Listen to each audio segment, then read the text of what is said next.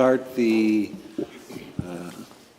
special meeting of the caucus of the Planning Commission. It's an opportunity for the Commission to talk about elements or items of concern. One of the things that was asked to relay after last month's meeting was that it's most appropriate if we discuss items that are going to happen on the agenda as opposed to blue sky comments like I had last month. There's nothing wrong with that. No. No, I think the purpose of the caucus session is to discuss some of those blue sky Right. concepts. Okay. One item that will be presented or reviewed later during the meeting is the idea of some forthcoming saldo amendments. Cooper noted that the Bureau is working with the consultant to propose or amend the current ordinance. In what respect would you care to comment? Sure. So we are working on another round of amendments to the saldo. We have a number of topics that we're trying to address, and we're finalizing some language and figuring out where in the saldo these might be incorporated. Once, I think probably next month, I would expect the Planning Commission to review them formally, but we can go over them right now in caucus. And after Planning Commission, of course, it would go to City Council for them to approve the language. But we're trying to capture surfaces whose primary purpose would be parking in the city. At the moment, somebody could propose a parking lot theoretically the size of a city block, and we wouldn't even know about it. We're thinking we would probably always consider a parking surface a minor land development, so it would only go through once, kind of regardless of size, and we want to set a threshold for the size of the surfaces.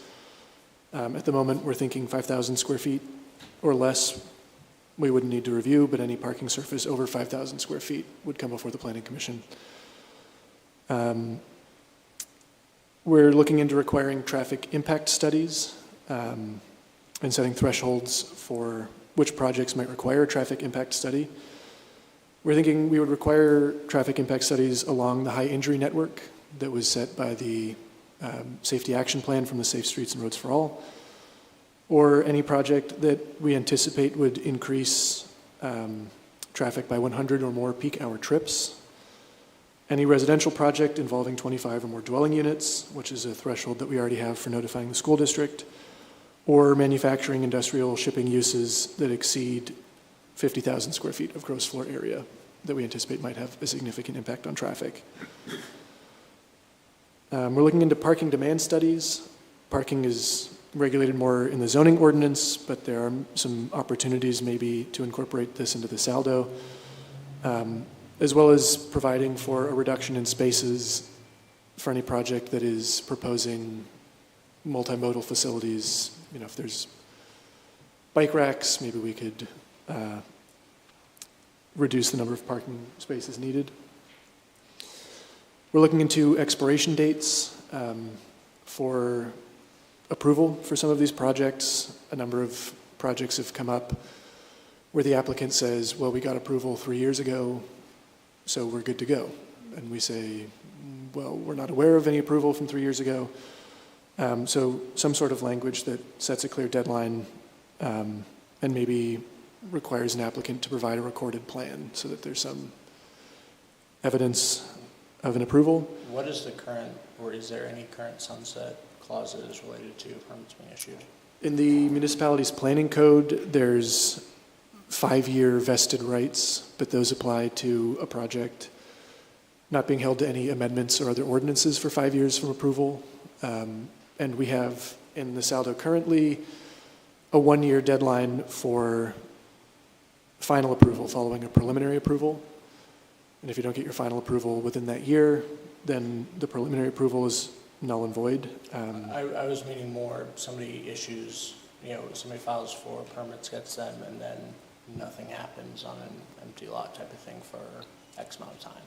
Yeah, and we're looking into how we would word it for that sort of situation. Gotcha. Because in the past, people will bring forward an email that says, I got approval 5 years ago. Say, all right, I don't know how official that approval was. There's no minutes or anything. Another one is additions. We already have some language on the city website just as a policy that we're looking to formalize in the saldo. But any addition to a building under 5,000 square feet, we won't consider a land development and won't need to be reviewed. And then probably the biggest section is on requiring neighborhood input. That's a big goal for the administration and also in our bureau. And requiring projects to include a letter from an established neighborhood organization whose footprint includes the project site that details a meeting that they had with the neighborhood organization, the feedback that they received, and how that feedback was incorporated. We're working on, what happens if there is no neighborhood group for that specific location. There are parts of the city that aren't served by neighborhood groups, but really trying to make sure that residents and citizens are included in that project. So that's a brief overview of the topics, and we'll have formal language in the near future. And so you think perhaps next month we'll be able to review That's our goal. start the review of Yeah. recommendations? Okay. Thank you. Anybody else have any other thoughts on Colin for that? So I had one, I guess, not directly or maybe indirectly related to that. In our kind of meeting earlier, the special meeting earlier this year, when we talked about kind of goals for the year, one of the things that we had discussed or that came up was the need for large organizations to file some sort of master plan, multi-year master plan to understand their land development objectives. I think obviously the biggest impact there is more properties being taken out of the tax base, taken off the rent rolls, but also just understanding how that fits in to some of the, I guess, broader themes and goals for the community. So that might be something we can look at either, I don't know, that seems like it might be kind of overlap between Saldo and some of the zoning, or I guess permitting, requirements for it.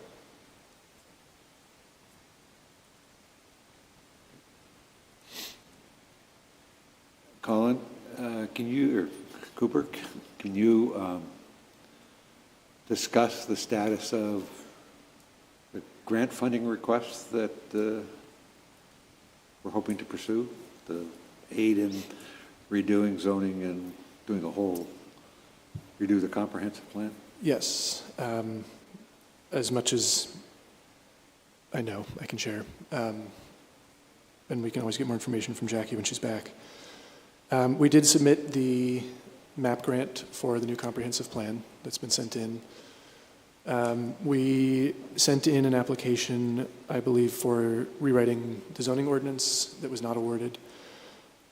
We have a grant to do a bike lane project on French Street, but I'm not sure if there are any other active applications that we're working on at the moment.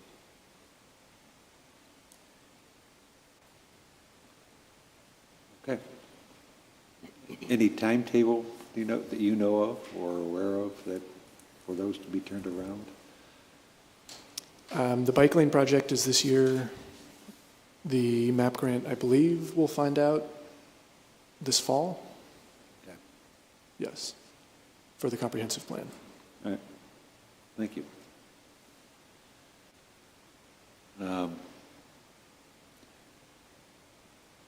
We were discussing, Jason and I were discussing earlier about, as we review things, that I think that it's not necessary to review current legislation that's on the books and forms the basis for our consideration each and every time we go through it, go through an approval process. Just to optimize the amount of time that we don't have to spend listening to the same thing over and over again. We'd ask people to focus on the meat of the ask as opposed to assuming that we have to educate everyone every time. Fair enough? Agree, yeah. Okay. Nice. I have no other particular elements to discuss today. I have one. I just wanted to, for 2 minutes, if I could expand upon my comments from last month on housing. As you know, yep. Sorry. As you know, housing is a critical part of our master plan and a hot button issue in our community, centered around the word affordability. I just wanted to share some research. As of April 1st, nationally, in the United States, home sellers outnumber buyers by 630,000 units. That's the largest ever gap recorded in our country's history. For the first time in 90 years since the 1930s Great Depression, the United States has experienced negative net migration in 2025, with more people leaving than arriving in our country.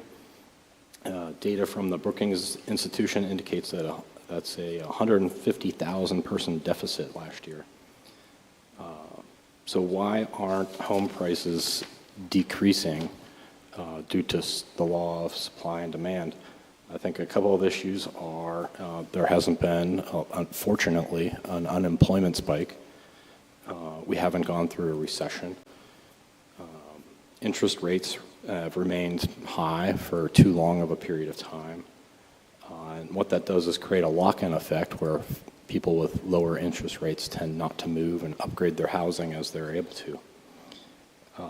Additionally, larger investors and speculators aren't forced to liquidate their portfolios. Foreclosures remain at a historically low level due to policy choices by our government and banks.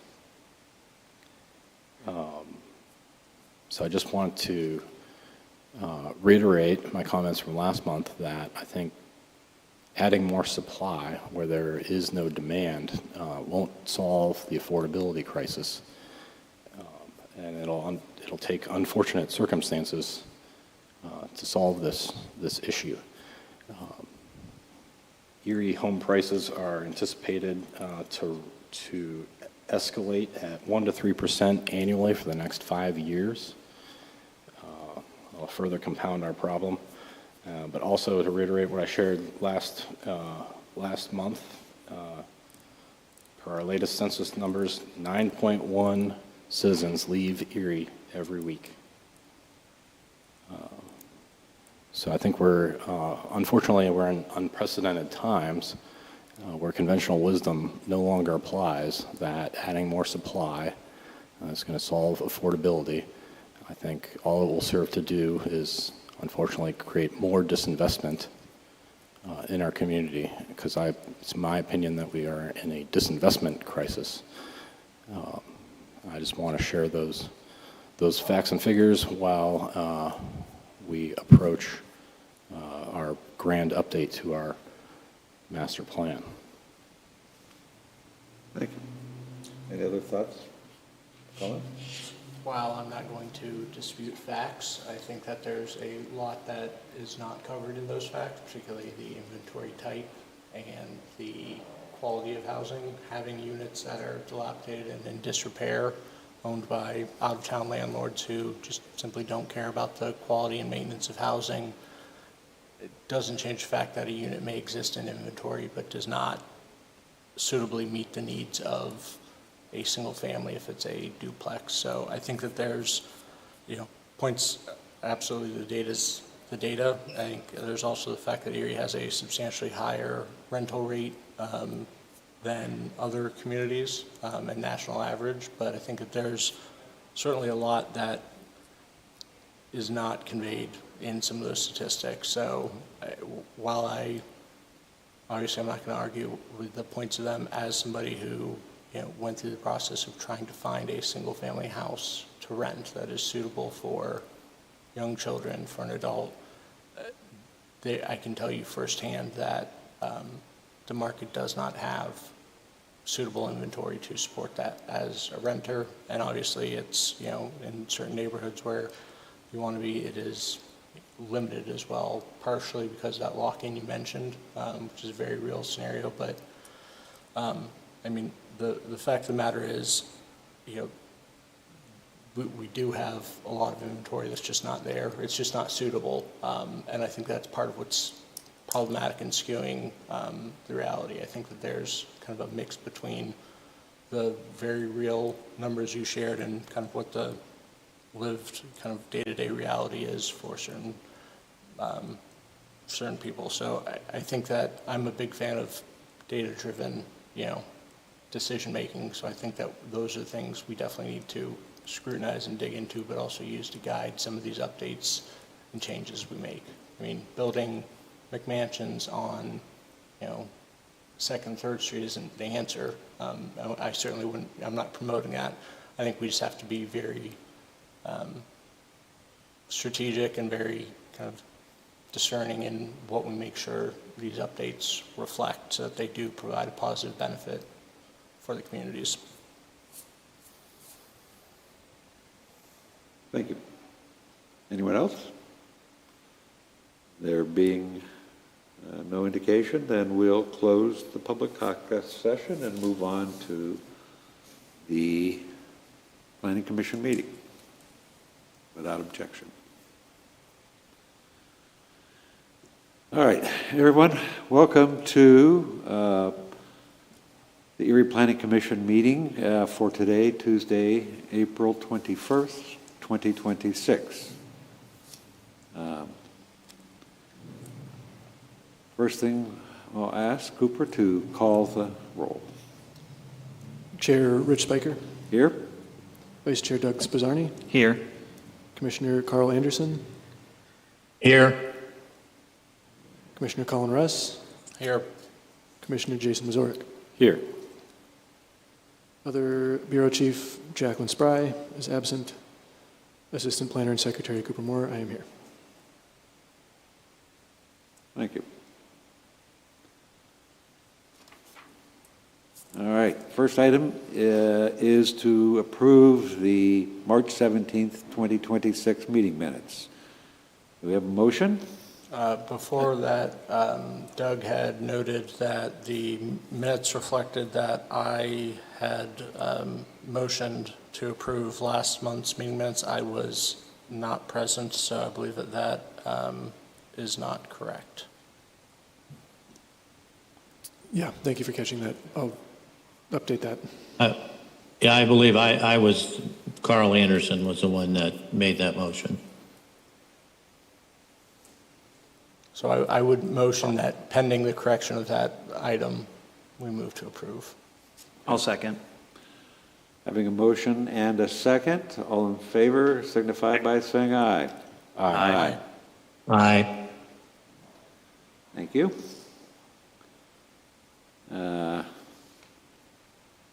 First is next item is public comment and correspondence. Do we have any correspondence? We have not received any correspondence. And anyone here to present public comment? Hearing no one, we'll move on. Number 5, old business. Neighborhood plan framework, staff update. Yes, this is a project that we discussed a few months ago about creating a framework or a template for neighborhood plans in the city of Erie. We've been working on it. We've been reading neighborhood planning frameworks and similar documents in other communities. We've compiled a list of a dozen or so plans that we've been reading and analyzing. We've come up with the draft of an outline for this framework, because just as a reminder, this framework would be sort of a how-to and offer some guidance for anyone doing neighborhood plans in the city of Erie, but not get specific to the level of your plan should be in this shade of orange and that sort of micromanagement. But what we're suggesting is that the outline in the table of contents would include an introduction to the neighborhood that's being addressed through this plan, a discussion of how this plan would connect to existing city plans, a general state of the neighborhood and a history of the neighborhood, go over who's involved in the neighborhood and how, and that would also include what role the city is playing in this neighborhood planning process, what's required that we would require in the plan, what kind of data we would like to see, an overview of an engagement process and suggestions on how to engage for a neighborhood plan, and then a list of topics that we would suggest be included in the plan for all these neighborhood plans, general best practices for neighborhood planning, and then metrics for tracking progress as this plan is implemented. And of course, a glossary of definitions. So if we are not going to require certain sections of it, what's the purpose of providing that guidance? Because I think from our discussions, part of the benefit was we can put together a structure framework for here's what is in there, at a minimum, what we believe is necessary for us to effectively review, and they're going forward to prove it. If we are not going to require certain content, what is the purpose of even making these recommendations if it can be completely disregarded? Yeah. I see that leading to us asking the same questions that they did not answer in there, and then not getting those answers, and it becomes an exercise in futility. Mm-hmm. Yeah, that's a good question. And I think the distinction between the two would be what we want to see in there as a minimum. Like you said, like every plan will have to have housing data, we'll have to have data about school numbers, numbers of school children, maybe households without cars, and then suggested topics might be bus routes or something, like what the neighborhood might want to address, which could be different between neighborhoods, but not necessarily something that we would have to see in every single plan. But the requirements might be a much longer list than the suggested topics, and that would be up for us as we move through this to say we want to see every single one of these data points in every single plan. If you would also like to address some other topics that we would just suggest, they might also pick up those. My thinking is we should probably be working backwards to determine what it is our objective is, what is our expectation from these neighborhood plans, and what are we going to then use them, or how are they going to influence our decision-making and actions. Once we understand that, then we can get to the point of what information do we need for it, and then from there, what information they need to provide.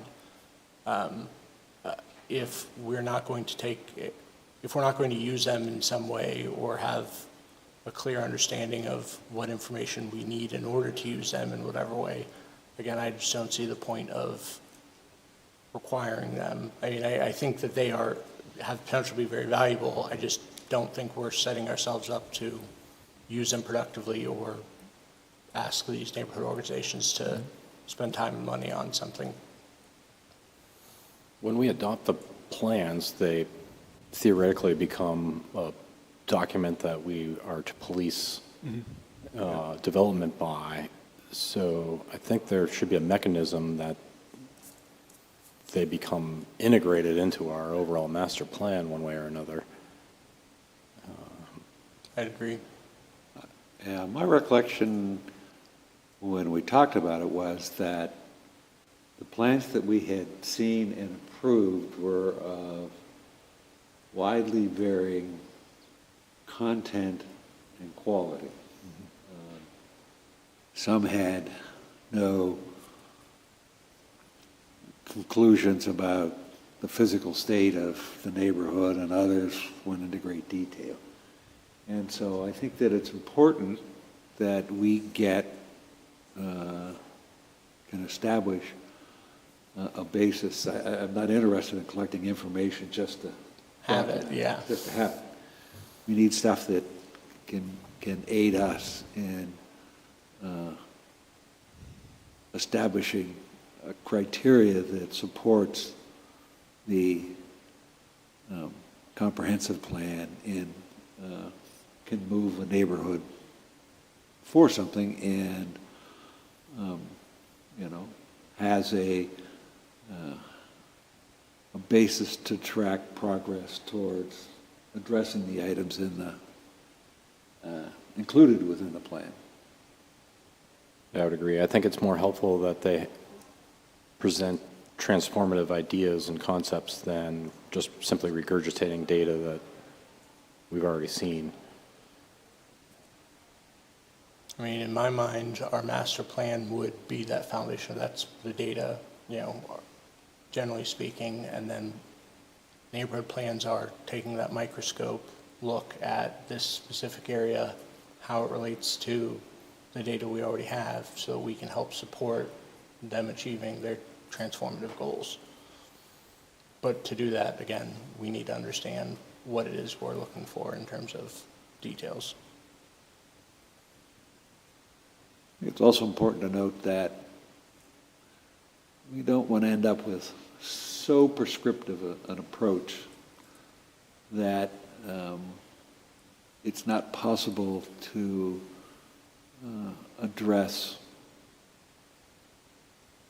provide some flexibility to accommodate the differing circumstances that you're going to encounter in different neighborhoods.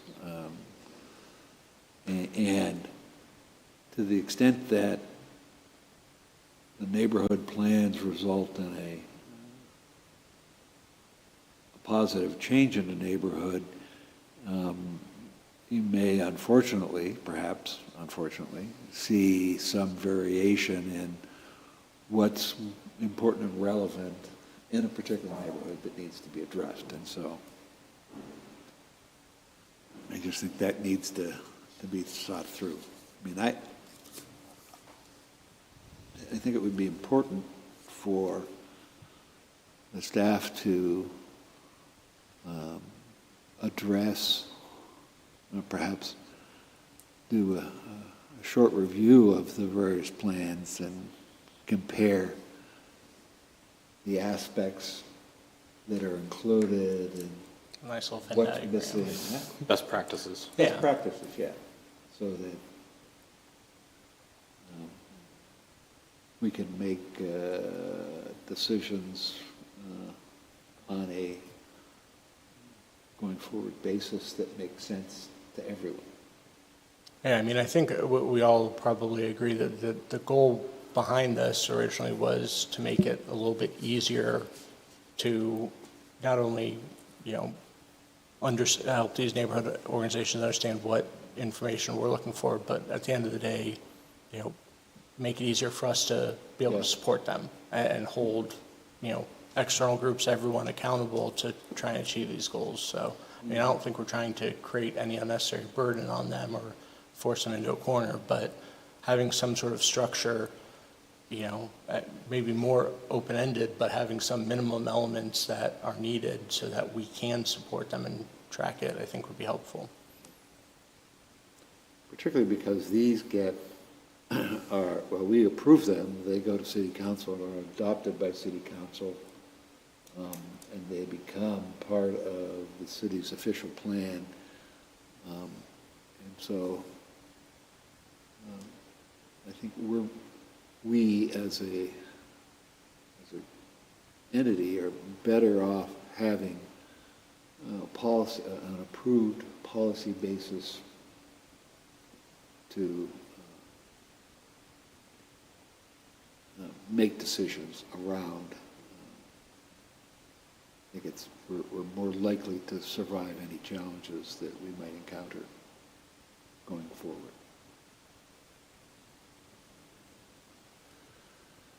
Well, make it so.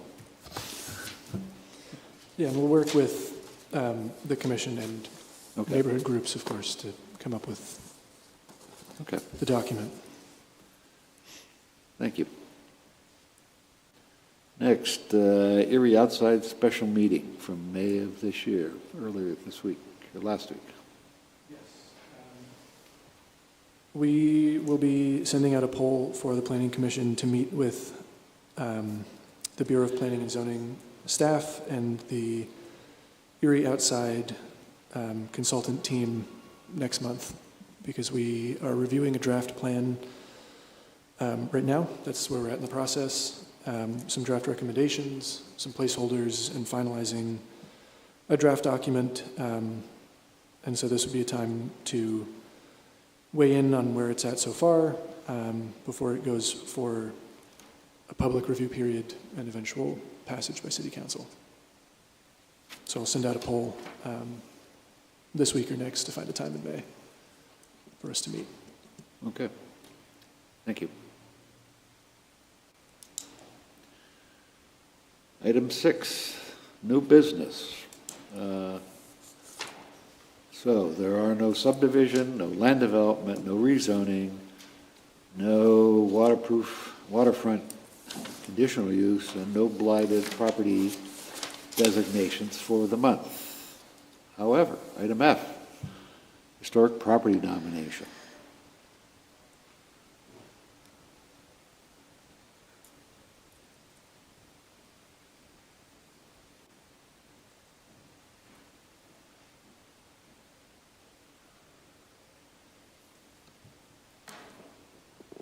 Commissioners, let's talk about old buildings, investment, and neighborhood plans. Yeah. The city is in receipt of a nomination for the South Erie Iron Works Company building. It's featured on screen here. The nomination was considered already for the Historic Review Commission and is now before planning. Today you'll review these materials, offer a recommendation that will go to City Council. The building is located at 1919 Peach Street, and that is in the Sisters of St. Joseph Neighborhood Network. We are overlapping today because not only is it in the Sisters of St. Joseph Neighborhood Network, this building was recently purchased by the Sisters of St. Joseph Neighborhood Network to serve as their future headquarters. We have with us in the audience today their executive director.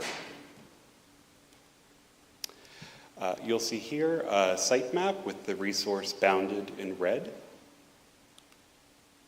and then a couple site photos. We're exclusively talking about the 3-story brick building. Some detail photos of character-defining features of the facade. What you see here are how the facade has changed over time. So the two on the left-hand side, the two kind of exposed pieces of iron, you'll see a picture from the inside. Those are the original cast iron columns of the first floor that are bounded up by 1950s renovations to the first floor of the building. The building has had an illustrious history. It is incredibly old.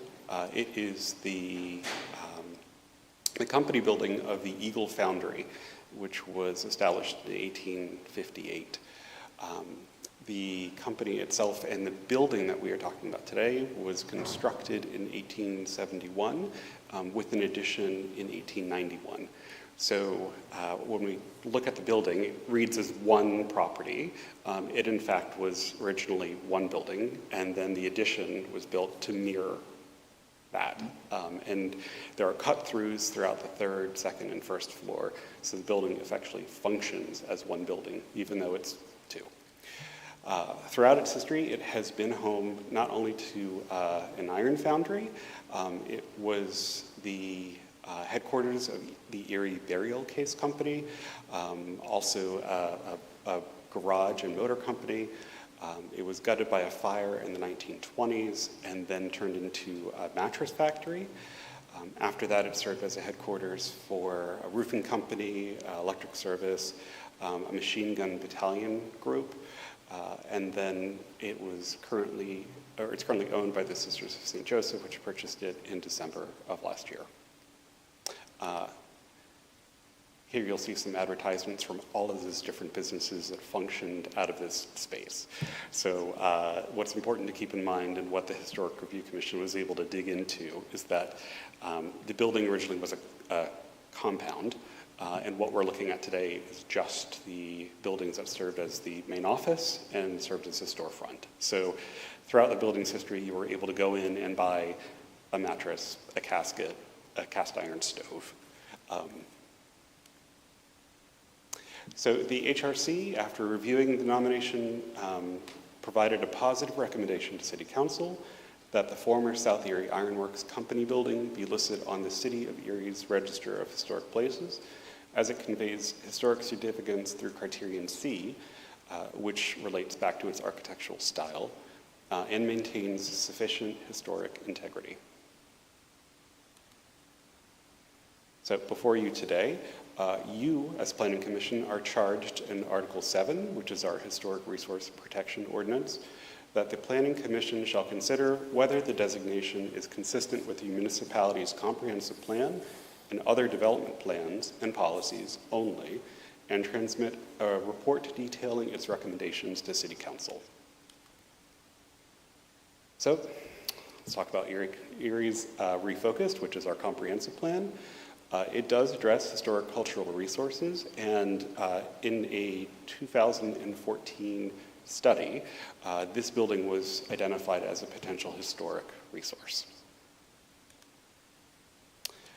You'll see here that in looking at Little Italy, of which this building is part of on the kind of extreme eastern part of the neighborhood, that it is amongst a concentration of citywide historic assets or city historic properties. And you'll see all those little blue squares on the far right kind of inset are identified historic properties. There was an updated and targeted architectural survey done by the city last year. The survey also identified this building as potentially eligible to be listed on the National Register of Historic Places. So then switching over into our neighborhood plan, the 2024 Strategic Actions and Investments Plan for Little Italy. It does call attention to historic assets, but is centered primarily on the National Register district that is along West 21st Street. So it doesn't get into a tremendous amount of detail about individual properties, but the investment plan does identify historic assets in Little Italy that are kind of worthy and should be on the receiving end of investment opportunities. This is a different page from that same report, and it identifies that the Sisters of St. Joseph has successfully implemented several facade grants, and that this building was in receipt of one of those specific grants. You'll see it circled in red on the map. I think that what's most important here, and I will absolutely defer to the representative from the Sisters of St. Joseph Neighborhood Network, is that this building, which is identified as a heart on this map, is very much in the center of three of their different priority areas of focus. So their current headquarters, which is located further east into Little Italy, I know that's an asset that they intend on retaining, but that by finding this particular building and moving into a larger space, it will enable them to kind of have a more centralized location for all the neighborhoods that they service and represent. It also allows them to expand. And then switching over into our historic preservation plan, specifically there are a few different areas that this particular nomination speaks to. Being able to highlight our industrial history, that the South Erie Iron Works was the kind of original constructor and the primary narrative behind this building's historic significance, is part of Initiative A3. Also Initiative A5 and A6, again, speaks to listing new historic resources both on the city's register and on the national register. And the applicants have availed themselves of the opportunity to do both by working with the city. And that's the end. I have a recommended motion for all of you to list the building and provide a positive recommendation to City Council. I'm happy to answer any questions that you may have, and I know that, again, we have the kind of owner and executive director of the neighborhood organization here who may also like to say a few words. Thank you. Thank you. Yes. Come up and say something.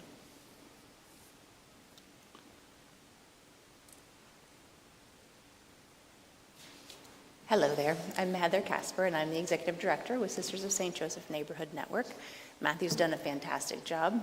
I'm not sure I have a whole lot to add. About a year ago, though, I sat here and with at least some of you went through our plan that was showed on one of the slides, and I do want to say that this building answers two problems for us, both consolidating our two existing offices into a central location, which means that we can work more efficiently, more effectively, and less expensively. And also it centralizes our office in what was identified in our plan as a target in, zone for investment.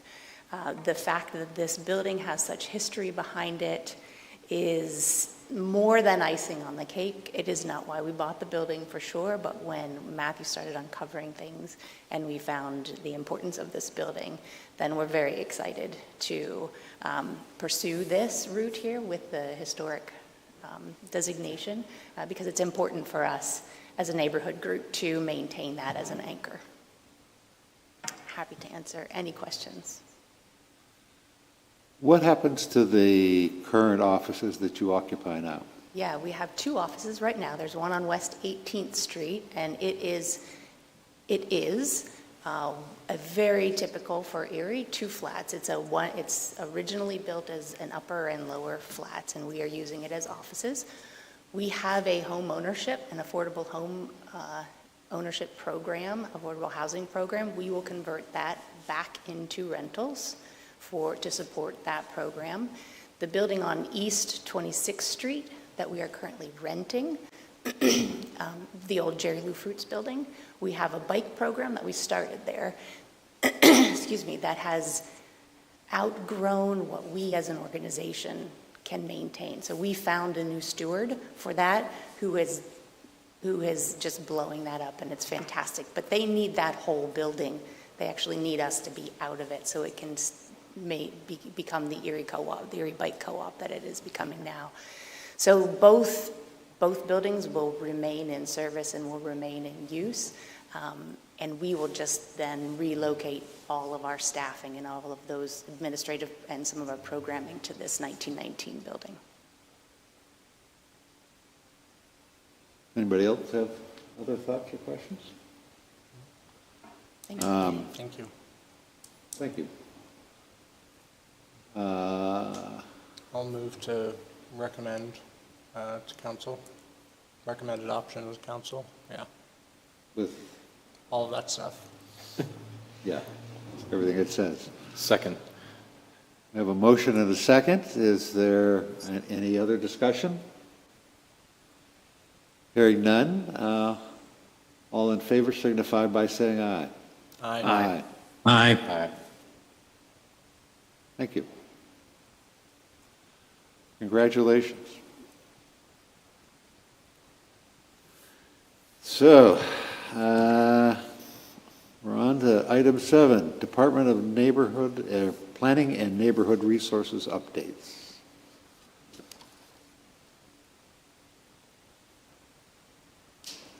In addition to what we've already talked about, just a couple of things to mention. There have been a few minor changes within our department. The first one is that Matthew, who we just heard from, has a new title, is now the Cultural Resource Manager, which reflects his broader responsibilities beyond just traditional historic preservation. And also the city's sustainability coordinator, Sarah Peelman, is now in our bureau as well. The only other a thing to mention is that myself and Jackie and Hannah from our bureau are attending the National Planning Conference next week in Detroit. There are a number of interesting sessions and tours that will be going on, and would be happy to share out some of the things we learned when we get back with the commission.